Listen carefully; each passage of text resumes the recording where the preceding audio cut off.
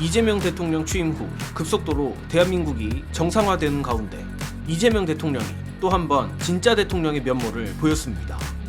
이재명 대통령이 다음 달로 예정됐던 대통령 임명식을 재난 대응 때문에 연기한다는 보도가 떴습니다. 이번 21대 대선은 윤석열의 내란으로 발생한 사실상 보궐 대선인 만큼 과거 문재인 대통령 때와 마찬가지로 이재명 대통령은 제대로 된 취임식을 못했고 그마저도 취임선서라는 이름으로 국회에서 간소하게 치른 바 있습니다. 이에 이재명 대통령실은 제대로 된 임명식을 다음 달 17일 재연절에 한 것으로 추진했는데 이렇게 한 차례 미뤄진 대통령 임명식이 일중독 이재명 대통령 때문에 또 연기될 것으로 보입니다. JTBC 취재를 종합하면 대통령실은 최근 내부 논의를 거쳐 대통령 임명식 행사를 연기하는 방향으로 재검토하고 있다 합니다.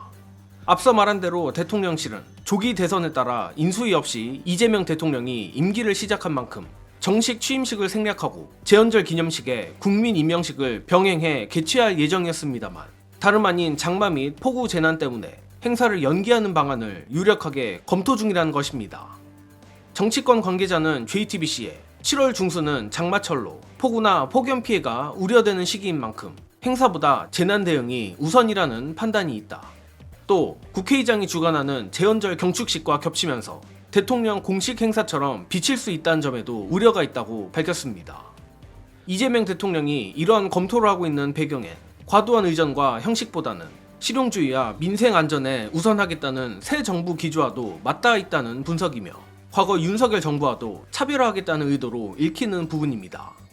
또한 벌써부터 해당 기사 댓글창은 선플로 넘쳐나고 있는데 정말 이런 게 이재명 효과, 이재명 효능감 아닌가 싶습니다.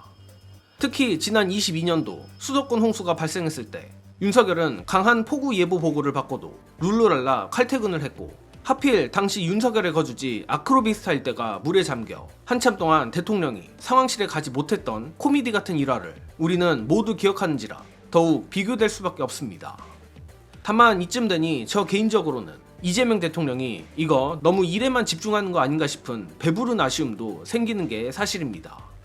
물론 애초 예정됐던 재연절이 아니어도 비슷한 시일 내에 대통령 임명식이 열리긴 하겠지만 정예능은 이재명 대통령을 지지하는 국민으로서 품위 있는 대통령 의전을 더 보고 싶은 마음도 솔직히 있는 편입니다.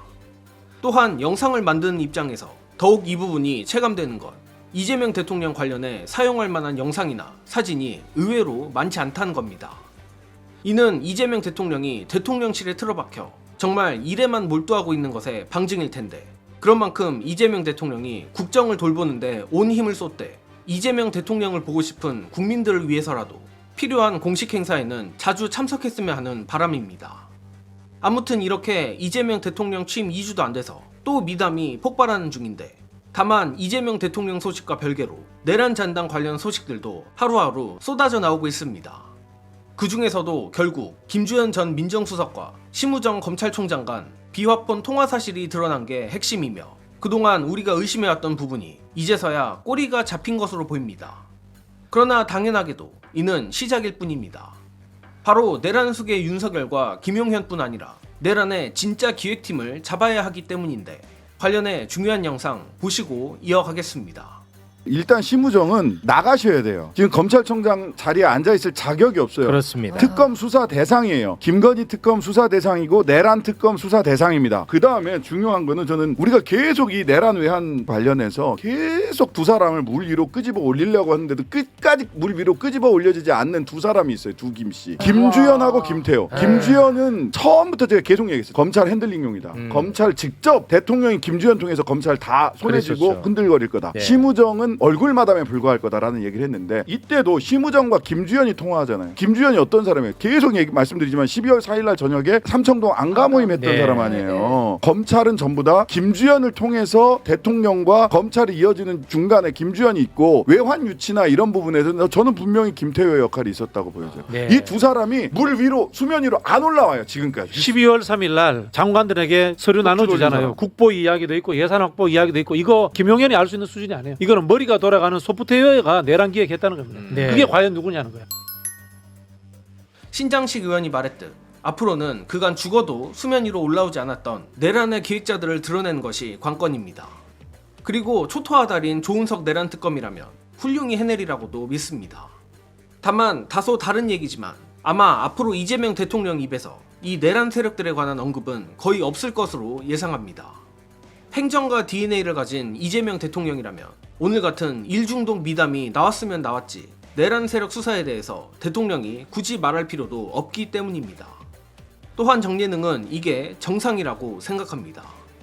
따라서 우리도 지난 3년간 늘 수사와 반대 세력 척결, 복수만을 외쳤던 가짜 대통령을 잊고 일중독 미담이 넘쳐나는 이재명 대통령 시대를 만끽하고 익숙해졌으면 좋겠습니다.